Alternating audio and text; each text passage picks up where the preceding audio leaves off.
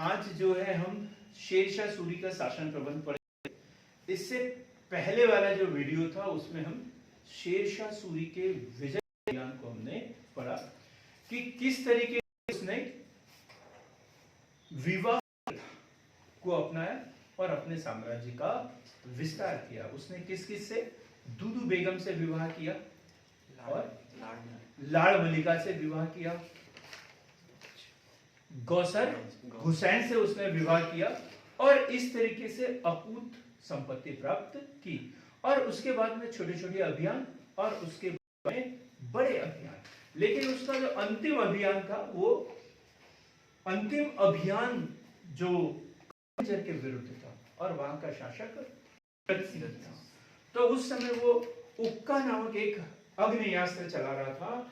तब वो जो गोला बारूद का गोला जो है वो दीवार से टकराकर बारूद के ढेर पर आ गिरा और उसमें शेरशाह सूरी जो है बुरी तरीके से जख्मी हुआ और उसकी मृत्यु हो गई।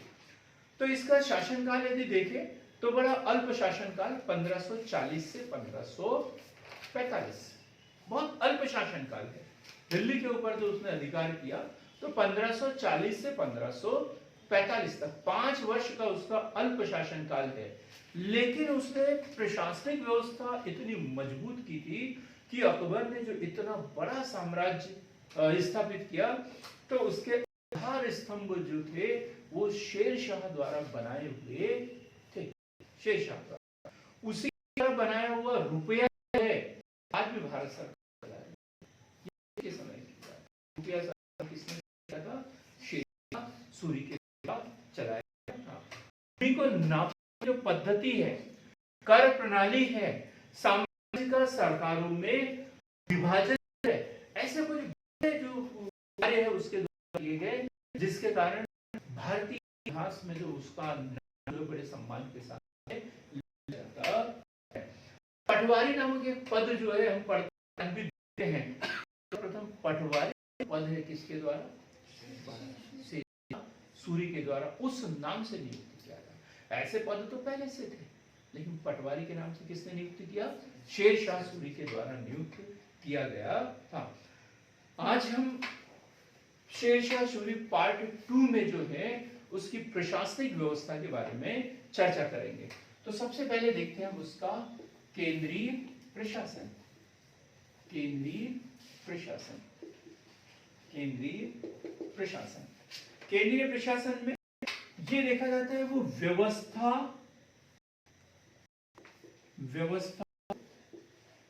प्रवर्तक व्यवस्था सुधारक के रूप में, व्यवस्था सुधारक के रूप में उसे जाना जाता है। साम्राज्य निर्माता, साम्राज्य निर्माता एवं प्रशासक के रूप में, प्रशासक के रूप में अकबर का पूर्वगामी, अकबर का पूर्वगामी भी उसे कहा जाता है। शासन केंद्रीकृत, शासन केंद्रीकृत, हम देखेंगे उसने साम्राज्य का विभाजन तो किया था, विभिन्न सरकारों में विभाजित किया था, लेकिन शासन की वास्तविक सत्ता जो है वो किसके पास में होती थी? किसी के पास में होती थी। तो शासन कैसा?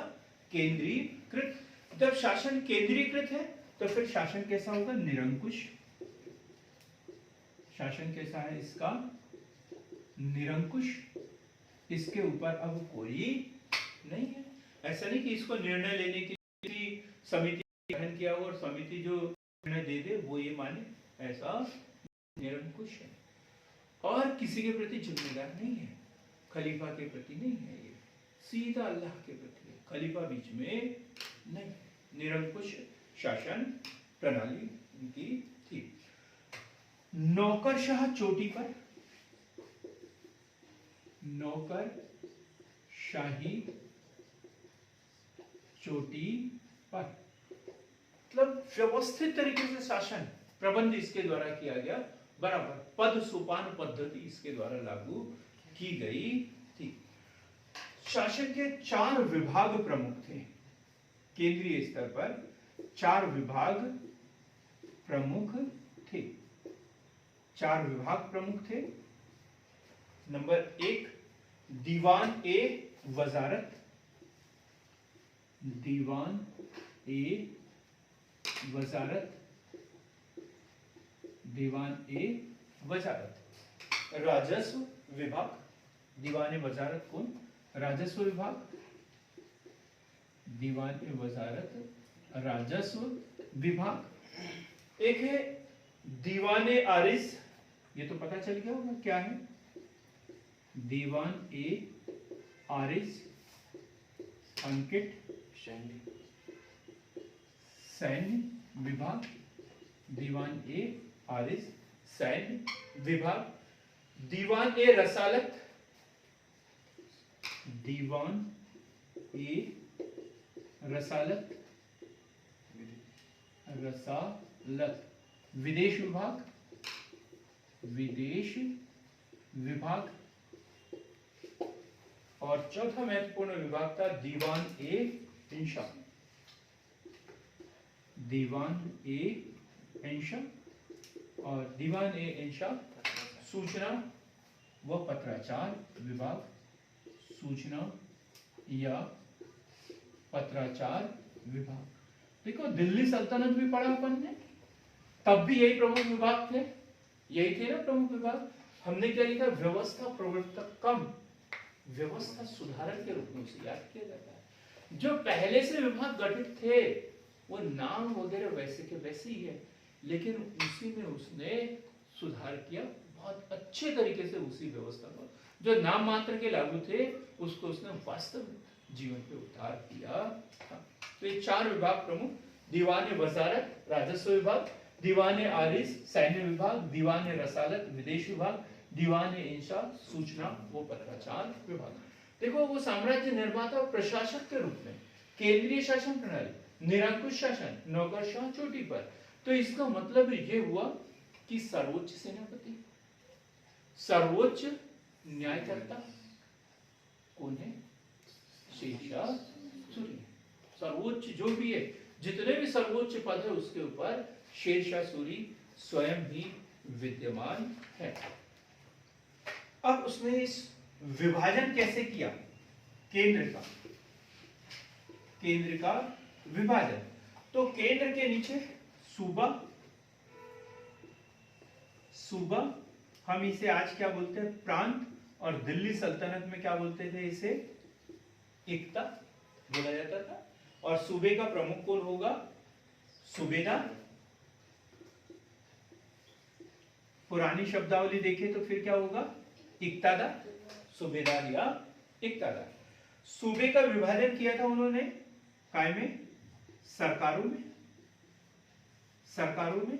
और सरकार का प्रमुख कौन था? सरकार का प्रमुख इससे पहले वाले वीडियो में मैंने बताया था कि बंगाल को जब उसने विजय किया तब जाके इसको परगने में विभक्त किया था। और इसका प्रमुख था शिकदार, शिकदार या मुंशिफ, शिकदार या मुंशिफ। शिकदार यानी गलती हो गई, शिकदार व मुंशिफ, शिकदार व मुंशिफ। शिकदार जो है प्रशासनिक प्रमुख होता था और मुंशिफ जो होता था वो राजस्व का प्रमुख होता था, राजस्व का प्रमुख होता था। और परगना जो है सूबा, सूबा के बाद सरकार, सरकार का प्रमुख सिकदार या सिकदार। और मुंशिफ के स्थान पर हम लिखेंगे मुंशिफ ए मुंसिफान, मुंशिफ ए मुंसिफान। मतलब जो मुंशिफ हुआ करते थे उनका प्रमुख हुआ करता था, मुंशिफ ए मुंसिफान। और सरकार का विभाजन इन्होंने काय में किया? परगने में। सरकार का विभाजन परगने में। और परगने का जो प्रमुख होता था वो होता था शिकदार, शिकदार व मुंसिफ, जैसे हमने मुंसिफ ए मुंसिफान किया, तो ऐसे यहाँ पर शिकदार ए शिकदारान, शिकदार ए शिकदारान। तो सरकार में कौन होता था? शिकदार ए सिकदारान, मुंसिफ ए मुंसिफान। और परगने में होता है सिकदार व मुंसिफ। और फिर उसके नीचे कौन? सबसे नीचे क्या आएगा? गांव। और गांव में कौन होता है? पटवारी। और क्या होता है? मुकद्दम, पटेल, प्रधान। ये सब शेरशाह सूरी के समय अलग अलग एरिया में अलग अलग नाम से जाना जाता था। तो क्लियर हो गया। तो प्रशासनिक प्रमुख केंद्र में क्या क्या था? दीवाने वजारत, दीवाने आरिज, दीवाने रसालत, दीवान ए इंशा। और साम्राज्य का विभाजन कैसे किया उसने? केंद्र को बांटा सबसे पहले सूबा में, उसका प्रमुख सूबेदार होता था।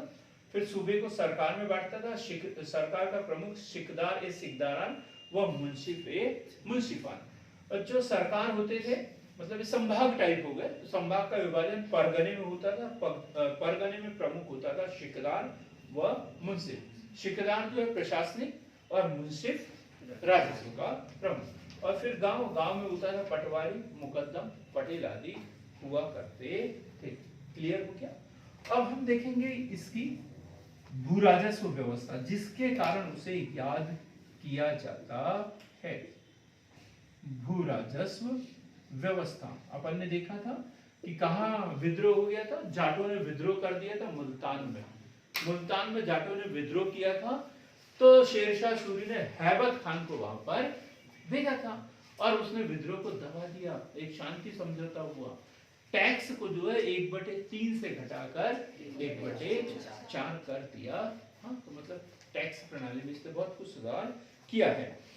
तो हम देखते हैं मुख्य स्रोत जो है राजस्व का, मुख्य स्रोत जो है वह भू राजस्व। राजस्व का मुख्य स्रोत भू राजस्व।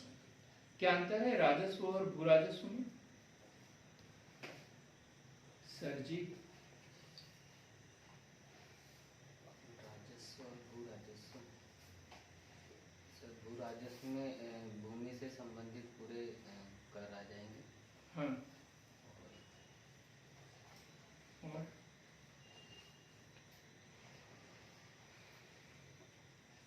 और क्या? सर, भू राजस्व में भूमि पर लगने वाला कर, हाँ, और उपजाऊ भूमि पर, और जो ये इस पर बस ठीक है। राजस्व मतलब सभी प्रकार के कर, सभी प्रकार के मनोरंजन कर के लो।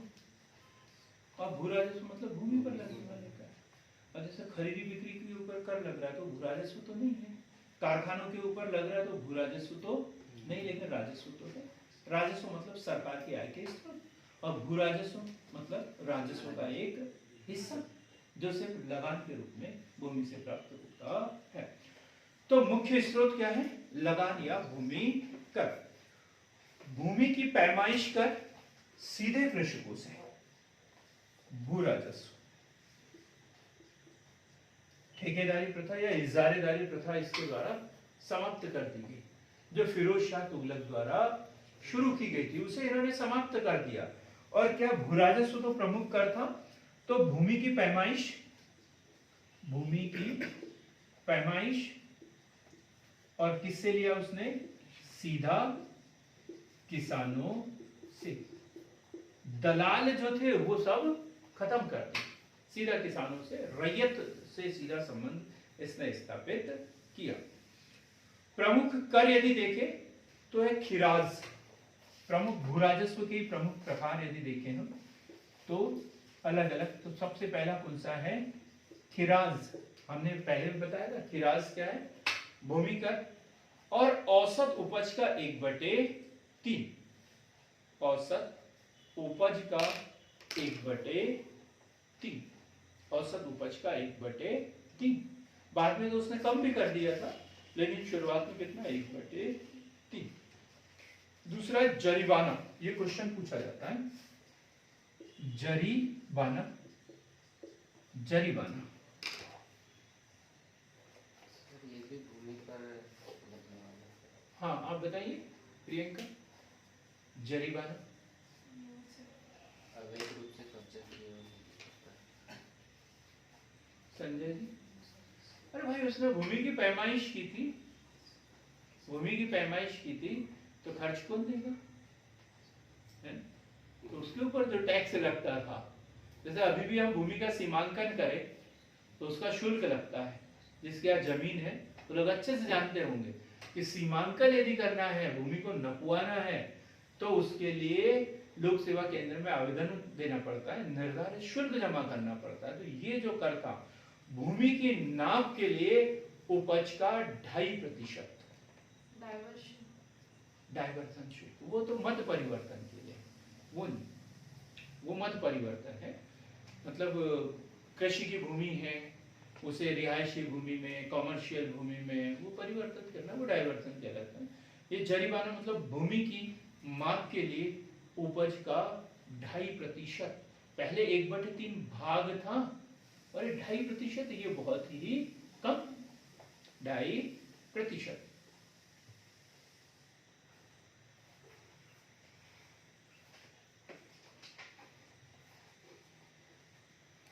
क्लियर हो गया? खिराज और जरिमाना ये उसके समय के महत्वपूर्ण कर। एक होता है महिसिलाना, महिसिलाना, महिसिलाना। राजस्व आधिक्य के लिए, राजस्व आधिक्य के लिए उपज का 5%, कहीं अकाल पड़ जाए, कुछ हो जाए, तो ऐसे समय के लिए भी वो टैक्स लगा लेते थे अतिरिक्त, और वो कितना होता है? 5%। इसके अलावा जो अन्य कर लगाए जाते थे वो है लावारिस संपत्ति पर कर, लावारिस संपत्ति पर कर,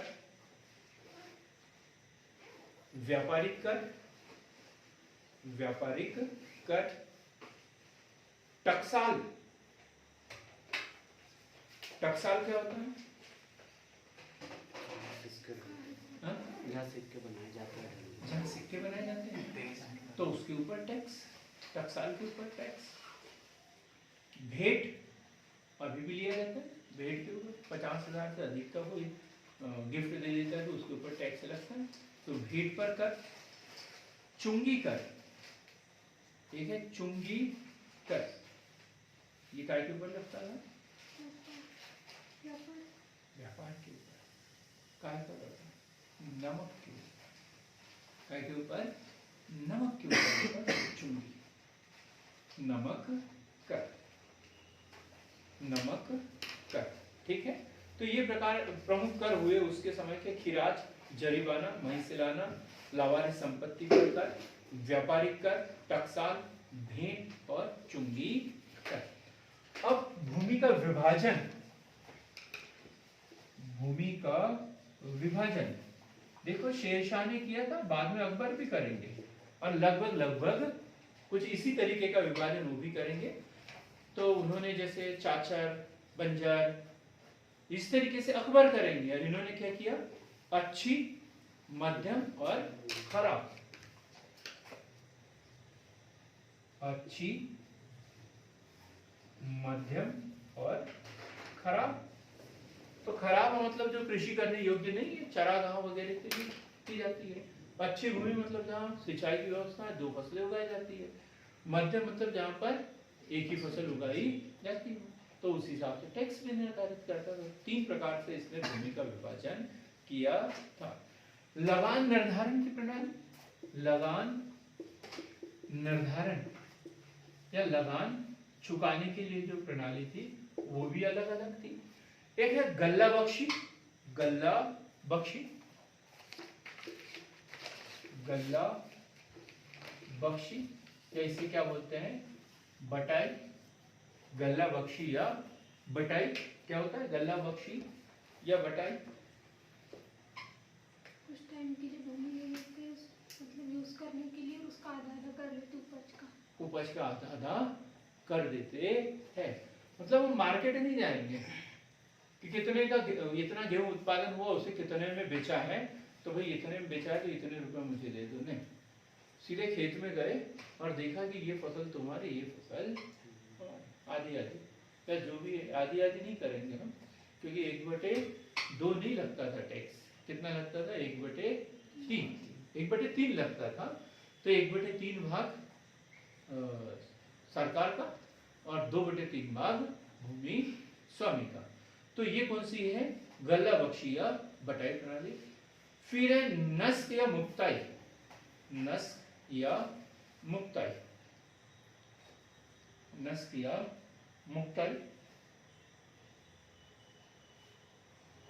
और तीसरा है नकदी या जाप्ती प्रणाली। नकदी या जाप्ती प्रणाली। अब इसमें देखेंगे नस्क या मुक्ताई क्या है कि फसल का उत्पादन हो गया और उसके बाद में उससे जो भी राशि प्राप्त होगी उसका बंटवारा। उसके बाद फसल कटने के बाद में जो भी राशि प्राप्त होगी उसका बंटवारा, तो वो क्या कहलाएगी? नष्ट या मुक्ताई। और फिर है नकदी या जाप्ती प्रणाली। इसमें क्या हुआ? एक जमीन है, पहले ही अनुमान लगा लिया कि इतना उत्पादन होगा, इतने रुपए दो और तुम खेती करते रहो, फिर तुम्हारी किस्मत, उत्पादन हो या ना। तो ये कौन सी है? नकदी या जाप्ती प्रणाली। फिर 2 साल के लिए, 3 साल के लिए, 5 साल के लिए एक स्थायी कर व्यवस्था हो गई कि इतना इसका टैक्स है, जो चाहे वो कृषि कर सकता है। तो ये कौन सी प्रणाली हो गई? जाप्ती प्रणाली। और इसी को उन्होंने क्या किया था? अकबर ने दहशाला प्रणाली। 10 साल की औसत उपज के आधार पर उसने टैक्स निर्धारित कर दिया था। शुरुआत में जाप्ती प्रणाली किसने किया? इसे शेरशाह सूरी के द्वारा। क्लियर हो गया ये? तो गल्ला बख्शी, दूसरा क्या बताया अपन ने? नष्ट या मुक्ताई, और तीसरा नकदी या जाप्ती प्रणाली। नकदी या जाप्ती प्रणाली, दोनों में अंतर समझ में आया ना? नक्स और नकदी। नक्स में क्या होता था? फसल कट गई, फसल कट गई और फसल ही बढ़ गई, तो कौन सी हुई? गल्ला बख्शी या बटाई। फिर फसल, अब जैसे पालक है, सब्जी भाजी है, तो इसको तो नहीं बांटेंगे ना, तो इसके लिए क्या करेंगे? जैसे गन्ना है तो उसको तो बेचना ही है, तो बेचने के बाद जो राशि प्राप्त हो गई वो 1/3 2/3 में बंटवारा हो रहा है। तो ये कौन सी हो गई? नष्ट एवं मुक्ताई। और तीसरा क्या है? नकदी या जाप्ती प्रणाली। इसमें मतलब फसल बाद में होना, पहले ठेका निर्धारित हो जाता था कि इतना आपको मुझे देना है, फिर जितना भी उत्पादन हो तुम देखते रहो। क्लियर हो गई ना तीनों बातें एकदम? अब इसके बाद लगान कितना लिया जाता था? 1/3 भाग। 1/3 भाग। और ये अनाज और नकद दोनों रूपों में दिया जाता था। हिरण्य और में, गुप्त काल में पढ़ा ना अपन ने, हिरण्य और में। तो ये नकद के रूप में और अनाज के रूप में, दोनों रूपों में लिया जाता था। जाप्ती प्रथा जो है वो अधिक प्रचलित थी शेरशाह के समय में। जाप्ती प्रथा अधिक प्रिय थी। अब भूमि की पैमाइश, भूमि की पैमाइश अपन ने देखा, भूमि को नापा और किसानों से सीधा लगान लेना उसने शुरू किया था। एक सिकंदर लोधी के बारे में पढ़ा अपन ने, उसने क्या किया था? गज ए सिकंदर। भूमि को नापने के लिए गज ए सिकंदरी एक नई माप उसने बनाई थी। इसके द्वारा क्या किया? पहले गज ए सिकंदरी का उपयोग करता था, गज ए सिकंदरी का, और बाद में इसने 32 इंच की सन की डंडी, 32 इंच की सन की डंडी का इस्तेमाल किया। 32 इंच की सन की डंडी, सन की डंडी का इसके द्वारा उपयोग किया गया। किसानों को कुछ अतिरिक्त कर भी देना होता था, जैसे जरिमाना, अतिरिक्त कर, ये तो हमने पढ़ लिया। जरिमाना मतलब सर्वेक्षण शुल्क बोल सकते हैं, भूमि को मापने का शुल्क बोल सकते हैं। एक महासिलाना मतलब जो एडवांस ले लिया जाता था, इसे बोल सकते हैं कर संग्रहण शुल्क। और पहले यदि थोड़ा वो शब्द इधर उधर हो गया हो तो उसे ठीक कर लेंगे। जरिमाना के लिए हमने क्या लिखा था पहले? भूमि की पैमाइश का खर्च या सर्वेक्षण शुल्क, वही है। और महासिलाना कर संग्रह शुल्क, इसको ठीक करेंगे, कर संग्रह शुल्क। और है भूमि को पट्टे पर देने की व्यवस्था, भूमि को पट्टे पर देने की व्यवस्था, भूमि को पट्टे पर देने की व्यवस्था, भूमि को पट्टे पर देने की व्यवस्था। ये क्वेश्चन भी महत्वपूर्ण है। पट्टा क्या है? पट्टा, भूमि स्वामी और पट्टेदार में क्या अंतर है? ये क्वेश्चन मुझसे स्वयं पूछा था इंटरव्यू में। भूमि स्वामी और पट्टेदार में क्या अंतर है? आप बताएंगे क्या संजय? भूमि स्वामी और पट्टेदार। अभी कोटवार जो होता है ना, इसको 5 एकड़ भूमि दी गई है हर गांव में। 5 एकड़ कहीं कम भी हो सकती है, कहीं ज्यादा भी हो सकती है, माफी बोलते हैं इसे, ठीक है। वो पीढ़ियों से उसके ऊपर कृषि कर रहे हैं, लेकिन वो भूमि स्वामी नहीं, वो भूमि स्वामी नहीं। क्या अंतर है भूमि स्वामी और पट्टेदार में? सर, जो भूमि स्वामी और भूमि का मालिक होता है, जो पट्टेदार जो है उसको किराए पे मतलब दी जाती थी वो भूमि स्वामी के द्वारा, और कुछ निश्चित समय के लिए दी जाती थी। गुड, ठीक, बहुत बढ़िया। देखो, भूमि स्वामी तो वैसे भी सरकार होती है। किसी ने भूमि खरीदी है पैतृक का, तो भी वो उसका स्वामी नहीं। वो क्या है, अनिश्चित समय के लिए उसे दी गई है, अनिश्चित समय के लिए दी गई है। वैसे भूमि तो किसकी है? सरकार। हमें सिर्फ भूमि काय के लिए मिली है? कृषि करने के लिए, कृषि करने के लिए मिली है। चरागाह भूमि, जानवरों को चराने के लिए मिली है। जो आवासीय भूमि है, मकान बनाने के लिए दी गई है। कॉमर्शियल भूमि, जिसे डाइवर्टेड भूमि कहते हैं, ये उद्योग वगैरह स्थापित करने के लिए दी है। लेकिन हम उसका उपयोग करने के लिए सरकार को लगान देते रहते हैं। मतलब ये मान के चले, हम सरकार को लगान क्यों दे रहे हैं? क्योंकि वास्तव में भूमि किसकी है? सरकार की है। हमें अनिश्चित समय के लिए मिली है, हमें उस भूमि को खरीद बेचने का अधिकार दिया हुआ है, तो फिर हम भूमि स्वामी हैं। और यदि हमें सिर्फ उसके ऊपर काश्त करने का, उसको उपयोग करने का अधिकार दिया है, तो फिर वो पट्टे पर है। निश्चित समय के लिए दिया है तो पट्टे पर है। पट्टेदार को भूमि को खरीद बेचने का अधिकार नहीं होता है। दान नहीं दे सकता, बेच नहीं सकता। ठीक, क्लियर हो गई बात एकदम? तो इस तरीके से भूमि को पट्टे पर देने की जो प्रथा है, वो किसके द्वारा शुरू की गई? शेरशाह सूरी के द्वारा ही शुरू की गई थी। अब हम देखेंगे उसकी न्याय व्यवस्था, शेरशाह सूरी की न्याय व्यवस्था। तो हमने पहले भी बताया कि वो कैसा शासक है? केंद्रीकृत व निरंकुश। मतलब सर्वोच्च न्यायाधीश कौन है? शेरशाह स्वयं है। तो अत्यंत न्यायप्रिय शासक, अत्यंत न्यायप्रिय शासक। लेकिन न्याय व्यवस्था जो है उसकी कठोर और निष्पक्ष। न्याय व्यवस्था कैसे है उसकी? कठोर और निष्पक्ष।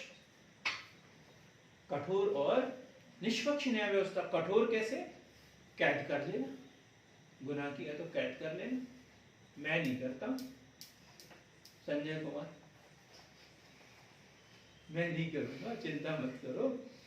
कठोर तो बनेंगे हम, लेकिन कैद नहीं करेंगे किसी को। हम क्या करेंगे? रिहा करेंगे।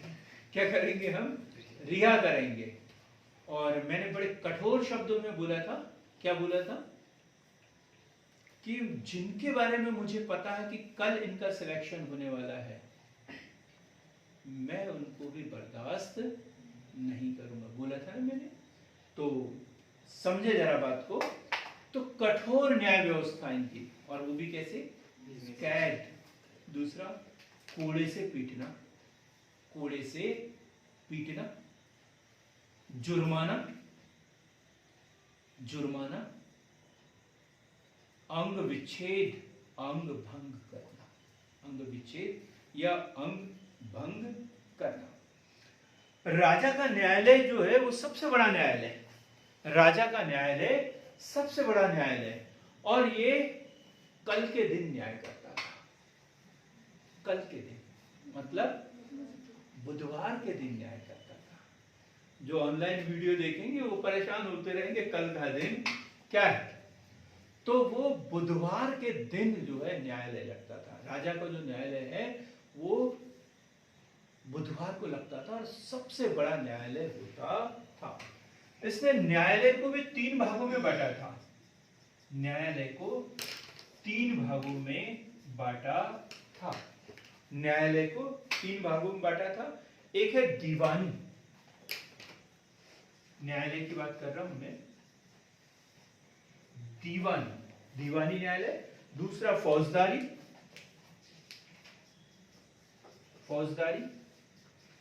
और तीसरा होता है काजी। नाम से ही पता चल गया होगा। दीवानी यहां पर होते हैं मुंसिफान और उसके नीचे जो होता है मुंसिफ, और उसके नीचे कौन होता है मुंसिफ। अपन ने पढ़ा ना प्रशासनिक विभाजन। ये सरकार में कौन होता है सिकदार, वो मुंसिफ है मुंसिफान। तो ये न्यायालय वाला काम भी देखते थे, ठीक। और उसी प्रकार जैसे ही हम नीचे जाते हैं परगने में तो वहां पर कौन होगा मुंसिफ। वहां पर कौन होगा मुंसिफ।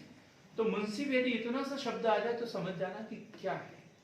शेरशाह के समय में जो परगने में जो न्यायाधीश होता था उसे क्या कहते थे मुंसिफ। उसे क्या कहते हैं मुंसिफ। क्लियर हो गया एकदम मुंसिफ। तो ये दीवानी न्यायालय और इसमें आय,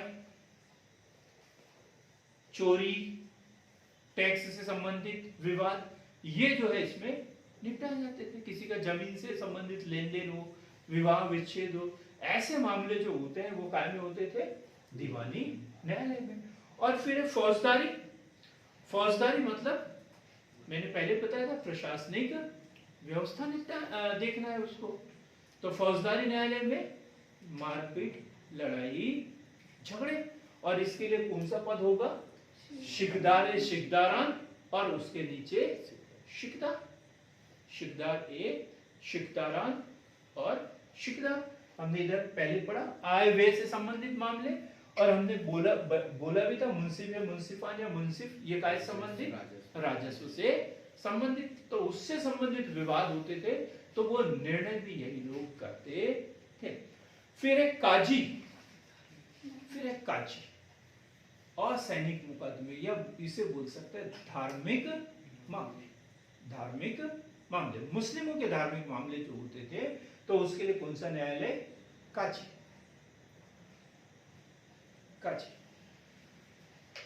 देखो न्याय व्यवस्था इतनी अच्छी थी कि शेर शाह के राज्य में एक जीर्ण शीर्ण वृद्धा अपने सिर पर स्वर्ण आभूषण से भरा हुआ मटका लेकर गांव, शहर, जंगल कहीं पर भी घूम सकती थी। मतलब इतनी दंड व्यवस्था कठोर थी कि लोगों को रुपया पड़ा हुआ मिलता था तब भी उठाने के बारे में 10 बार सोचते थे कि कोई चोरी का इल्जाम न लगा दे और मुझे सजा न मिल जाए। तो ये क्वेश्चन पूछा जाता है किसके विषय में कहा गया है। किसके विषय में? शेर शाह के विषय में क्या कहा गया है कि शेर शाह के राज्य में एक जीर्ण शीर्ण वृद्धा अपने सिर पर स्वर्णाभूषण भरे टोकरे को लेकर निकल पड़ी, परंतु कोई चोर उसके पास पहुंचने की हिम्मत न जुटा सका। अब हम उसकी मुद्रा व्यवस्था की बात करते हैं। अभी थोड़ी देर पहले ही बोला था मुद्रा, और क्या बोला? रुपया। तो उसकी मुद्रा जो है वो 2 प्रकार की है। एक है रुपया और दूसरा दाम। ये क्वेश्चन भी बार बार एग्जाम में पूछा जाता है। रुपया जो होता है चांदी का 180 ग्रेन का, चांदी का रुपया 180 ग्रेन का, और दाम होता है तांबे का, और ये होता है 380 ग्रेन का, 380 ग्रेन का। तांबे का दाम 380 ग्रेन का। शेरशाह के काल में 23 टकसालें थी। कितने टकसालें थी हेमलता? 23 टकसालें थी। क्या है टकसाल? मुद्रा बनाने का कारखाना। मुद्रा मतलब सिक्का बनाने का सिक्का, जहाँ सिक्का ढलते थे, सिक्के जहां बनते थे उसे टकसाल। तो 23 टकसालें थी। स्मिथ के अनुसार यह रुपया वर्तमान ब्रिटिश मुद्रा प्रणाली का आधार बना। ब्रिटिश मुद्रा प्रणाली का आधार बना। सैनिकों को उसने नकद वेतन देना शुरू किया। दागने व हुलिया प्रणाली उसने शुरू की। दाग व हुलिया प्रणाली उसके द्वारा शुरू की गई। तो ये नकद वेतन देना, ये सैनिक सुधार भी हो सकता है, मुद्रा से संबंधित भी आ सकता है, लेकिन सैन्य सुधार यदि बोले तो फिर उसमें क्या आएगा? नकद वेतन। दागने व हुलिया प्रणाली उसके द्वारा शुरू की गई। फिर सड़के व सराय, सड़के व सराय क्या बोला गया है उनके द्वारा? उसने जो सड़कें बनाई थी उसे जीवन रूपी शिराए, जीवन रूपी शिराए उसने बोला था। सड़कों जीवन रूपी शिराए उसने बोला था। तो जीटी रोड की बात करते हैं हम। कौन से रोड की? GT road. ये क्वेश्चन अक्सर एग्जाम में पूछा जाता है। आज हमारे यहाँ से ट्रेन भी चलती है। मुल्ताई वाले क्षेत्र के लोग बार बार इसके लिए धरना प्रदर्शन देते रहते हैं कि ये ट्रेन मुल्ताई में क्यों नहीं रुकती। जीटी मतलब ग्रांड ट्रंक जो ट्रेन है, जीटी जो है वो मुल्ताई में नहीं रुकती, आमला में रुकती है, बैतूल में रुकती है, घोड़ाडोंगरी जैसे छोटे से शहर में रुकती है, मुल्ताई में क्यों नहीं रुकती? तो इसलिए बहुत बार जो है धरना प्रदर्शन भी वहां पे ट्रेन रोको आंदोलन जैसा चलाया गया था। तो 4 जो है उसने ये जीटी रोड बनाई है। तो सबसे पहली है बंगाल के सोनार गांव से पंजाब में अटक तक, सोनार गांव से अटक तक 1500 मील सबसे लंबी, 1500 मील सबसे लंबी। इसे अमृतसर भी बोल सकते हैं। भारत की बॉर्डर है तो कहां तक? अमृतसर तक। और उसके आगे यदि चल जाते तो फिर कहां अटक, कहां चल जाएगा? पाकिस्तान में चल जाएगा। फिर है लाहौर से मुल्तान तक दूसरी सड़क, लाहौर से मुल्तान तक, ये पाकिस्तान में ही आता है, लाहौर से मुल्तान। तीसरी, ये बड़ी महत्वपूर्ण हो सकती है मध्य प्रदेश वालों के लिए, आप जैसे गरीब लोगों के लिए बड़ी महत्वपूर्ण है ये। क्यों?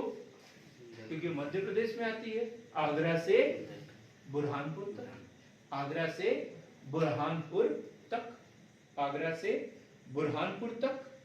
और चौथी जो सड़क थी वो है आगरा से चित्तौड़गढ़, आगरा से चित्तौड़गढ़ या जोधपुर, इससे आगरा से जोधपुर तक, चित्तौड़गढ़ तक उसके द्वारा सड़कें भी बनाई गई। अब क्या है? अब जीटी रोड के नाम से तो इसे नहीं जानते। ये जो सोनार गांव से पंजाब अमृतसर तक जो है, तो इसे अब अलग अलग भागों में बांटा गया है, अलग अलग पार्ट। तो NH2 ये इसी का पार्ट है, NH2 इसी का पार्ट है। और ये कलकत्ता से कानपुर तक, NH2 कलकत्ता से कानपुर तक। NH91 कानपुर से दिल्ली तक, कानपुर से दिल्ली तक, NH क्या NH91 कानपुर से दिल्ली तक, और NH1 ये कहां से कहां तक? दिल्ली से बाघा बॉर्डर तक, दिल्ली से बाघा बॉर्डर तक NH1। ये अलग अलग पार्ट में जो है इसे डिवाइड किया हुआ है। और ये मुख्य सड़क कहां से कहां तक? सोनार गांव से पंजाब के अटक या अमृतसर तक।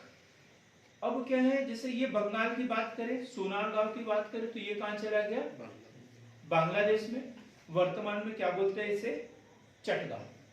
वर्तमान में क्या बोलते हैं इसे? चटगांव। और वही पंजाब में जो अटक है, वो पहले तो मिस हो गया था मेरे से, अटक मतलब अमृतसर, अमृतसर, अटक अमृतसर। और उधर कौन सा था? चटगांव, या दूसरा नाम क्या बताया इसका? सोनारगांव।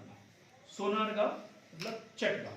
ठीक, तो अलग अलग क्षेत्र में इसे अलग अलग नाम, छोटे छोटे टुकड़ों में, और कुल मिला के क्या है ये? GT road. लाहौर तक इसका विस्तार था, GT रोड का। कन्नौज जो कभी मध्यकाल में सबसे बड़ा शहर कन्नौज, और इसी को प्राप्त करने के लिए त्रिपक्षीय संघर्ष हुआ था पाल, प्रतिहार और राष्ट्रकूटों के बीच में। उससे पहले यदि हम जाते हैं प्राचीन काल में, तो पाटलिपुत्र, मध्यकाल में कन्नौज, और शेरशाह सूरी ने इस कन्नौज नगर को बर्बाद करके वहां पर शेरपुर शहर बसाया था। कन्नौज को नष्ट करके वहां पर शेरपुर नगर बसाया था, शेरपुर नगर बसाया था। दीनपनाह नगर जो किसने बनाया था? हुमायूं ने। हुमायूं ने जो दिल्ली के नजदीक दीनपनाह नगर बसाया था, और वहीं पर उसका क्या था? पुस्तकालय।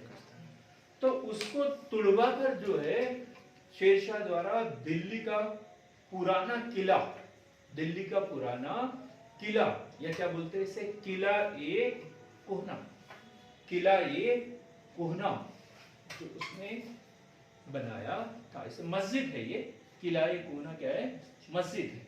और किसने बनाई? ये शेरशाह के द्वारा बनाया गया।